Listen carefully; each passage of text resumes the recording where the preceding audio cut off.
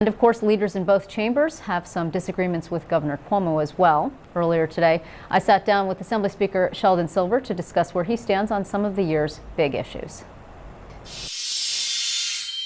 Speaker Silver, it is great to see you. Thank you very much. Delighted to be with you and your viewers. I think it's the first time since we have seen you since the last year, and so much has happened. It seems like half the session is over, but you've only just gotten started. We've just begun. So let's get right into it. The governor today says that there will be a leaders meeting tomorrow. The focus on that meeting will be casinos. Is this the first meeting of the year? Yes, it is the first leaders meeting of the year. Of course, I've spoken to the governor on the telephone prior, but it's the first meeting where everybody will be in attendance. He said today during one of his multiple radio interviews that he does not support a politically controlled, quote, process for citing casinos. You want the legislature to have a say. You don't want the governor's gaming commission to get all the say about where these casinos go. How big of a problem do you think this is going to be? Well, I think members understand their districts. They know whether they're wanted in their districts or they're not wanted in their districts. I think it's important for members to have a say in whether there are such facilities within their districts. I'm okay with an independent commission, if it's truly independent, to vet various bids by various bidders to make a determination as to who should operate various casinos. But I think it's important that there should be legislative input. I believe the members know their districts better than any commissioner who may be appointed by the governor. And last I checked, the political system was the governor and the legislature. Do you think that this is going to be problematic? It seems like it's getting increasingly problematic, and there has to be second passage, and there won't be second passage. It's quite clear without a statute that lines out how the citing process is going to go. How difficult a lift is that for this year? I don't think it's a difficult lift. I think there should be a process by which we make determinations where they should be, and some independent body based on criteria should examine who is appropriate to operate in those areas. It's been characterized that you are softening on your position regarding a casino in the city. Now you've suggested maybe Coney Island, maybe Willets Point. You still don't want Manhattan, right? All I have suggested is there should not be casinos in densely populated urban areas. I don't believe that someone who goes to work can lose a month's pay during their lunch hour or on the way home. I believe that they should be required at least to make a trip, whether it's a half hour or an hour, in order to do it.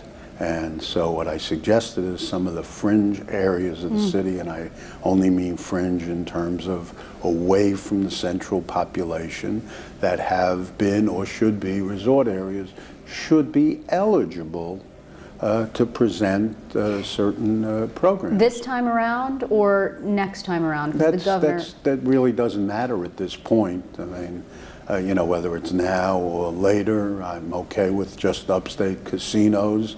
I'm fine with that as far as I'm concerned. I really think it should be in resort areas and not in densely populated areas. What about the revenue? The governor is suggesting a 90-10 split, so 90% for education and 10% for the host communities to help with property tax reduction. There have been other people who have suggested things like, well, why don't you use the casino revenue to create a publicly financed campaign system, which we haven't seen the details of from the governor yet. Well, everybody has, you know, gotten ideas about how to spend the money. Sure. The reality is that host communities are going to have a greater need for ambulance services, police protection, compulsive gamblers, and economic development surrounding casinos. So I would suggest that, you know, and the definition of host community we've learned in Niagara Falls, where we have the Native American casino, is something that has been a battle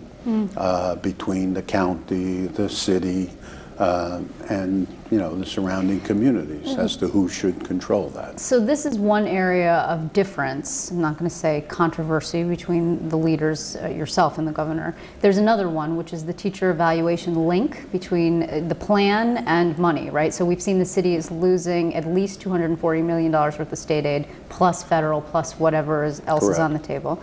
And you said in an interview actually with our sister station that your New York City dominated conference would have a difficult time continuing to link those two. Perpetuating it, yes. Yeah, the governor's been quite clear that that's his intention. He's going to do it in perpetuity. How significant of a battle might this be? Well, the problem is that in the end result, children suffer.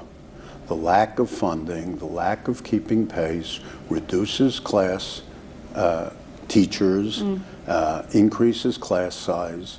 Our children are in competition when they're in kindergarten today. They are New York State's workforce in 2025. And they're in competition with the children of China, the children of Europe, children of India. It's no longer the children of New Jersey and the children of North Dakota that they're competing with. And they need a quality education to make New York businesses competitive.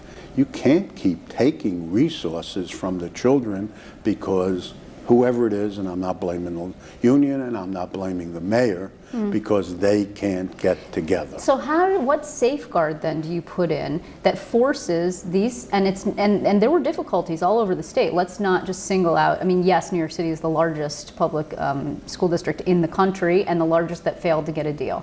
There were others. There was one in Western New York, correct, et cetera. Okay, and they also lost money to the tune of $400,000, I believe. What's the incentive if you take away that stick that for these people, because the plans are only a year long?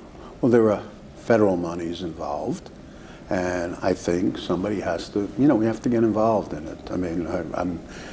From what I've heard as a result of this battle, the Board of Education and the union are going to make another attempt at resolving this before this budget actually gets enacted, and I'm thankful for that. But the reality is, there's got to be a system. If in the end result there's some system of binding arbitration that enforces the provisions, maybe that's the way to go. Some independent arbiter has to do it. Are you going to take the perpetuation of the penalty out when you guys? I don't believe it's appropriate to perpetuate the pain and the suffering on the children of the city of New York. Okay, so that's the second area where we have some disagreement. The third area that we've seen disagreement, and I don't know your position yet, on pension smoothing. We've seen Stephanie Miner, the mayor of Syracuse, says she doesn't like the proposal. The governor says you don't like the proposal. I haven't seen any alternatives to help you, distressed cities. You either can do a control board where you lose your control over your city, or you can do this or something else. The state comptroller, Tom DiNapoli, a former member of yours, has said he has serious concerns. Where are you on this? The comptroller has indicated that he is studying the proposal and analyzing it. I would like to wait and see what his analysis shows. I am very sympathetic to smoothing out and reducing the contributions of municipal governments to the pension system if they are actuarially sound, if they make sense. So this is the governor's attempt to do that, to alleviate the pain, alleviate the property tax burden, in effect, on local governments. And, he's come forth with a good faith effort. If, in fact, the comptroller, who is the fiduciary of the pension system, can see a way clear to do something that reduces those I know that's his intent is to reduce those contributions, and if we can come up with something good, I absolutely support it. But I recognize the comptroller in the end is the fiduciary, has to make sound investments. I don't want people who are paying into the system to come up 20, 30 years from now and be told, sorry, we don't have any money to give you the pension you're entitled to. So you're withholding judgment on that, it sounds like to me. Yeah, I'm waiting till there's an appropriate analysis of it. Okay, so the first thing that you guys did when you came back in this marathon session situation was the gun control bill. Correct. It's now law.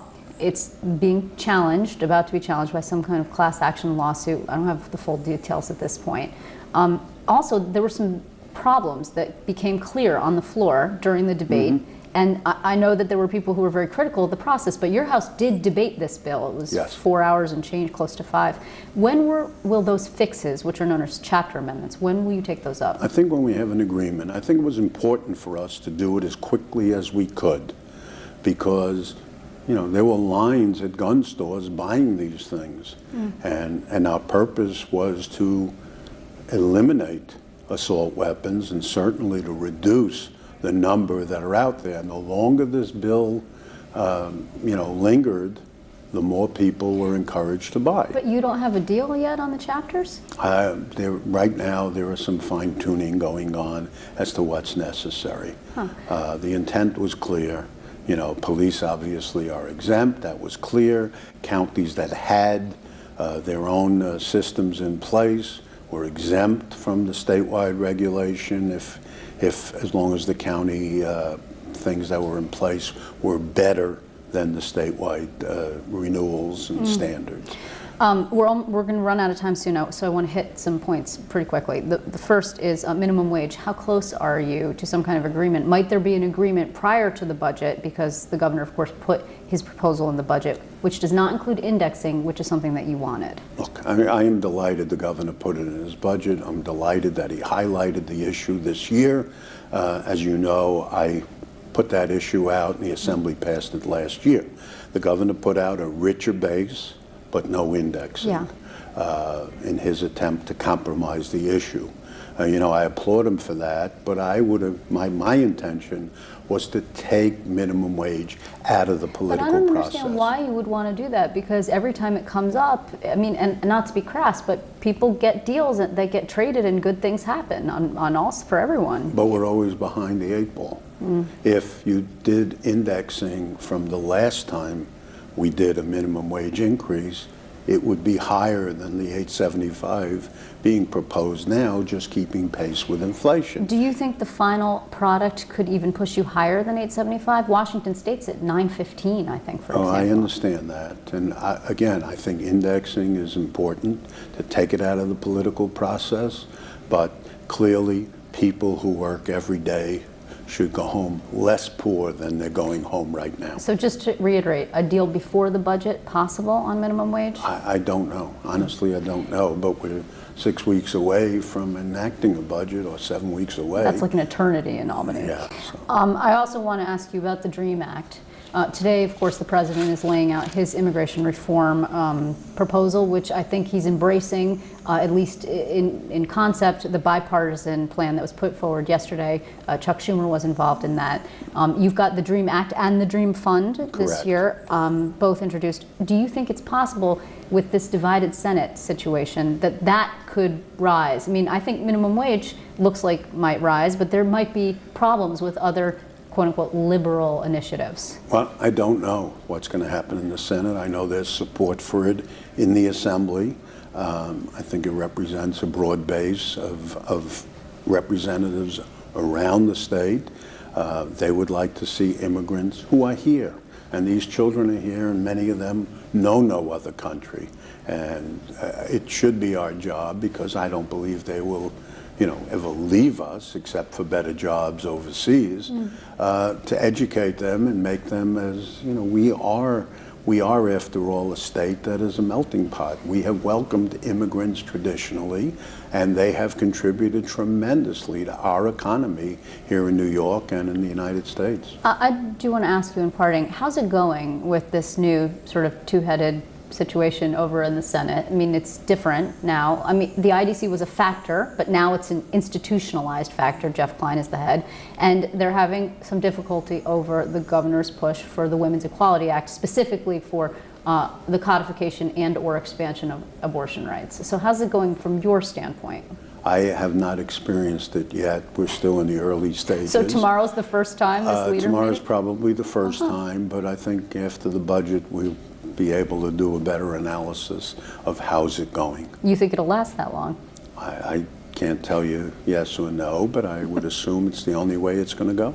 Right, or there would be some standstill over there. Well, I want to thank you very much, Speaker. It's always great to talk to you. Always a pleasure to be with you, Liz.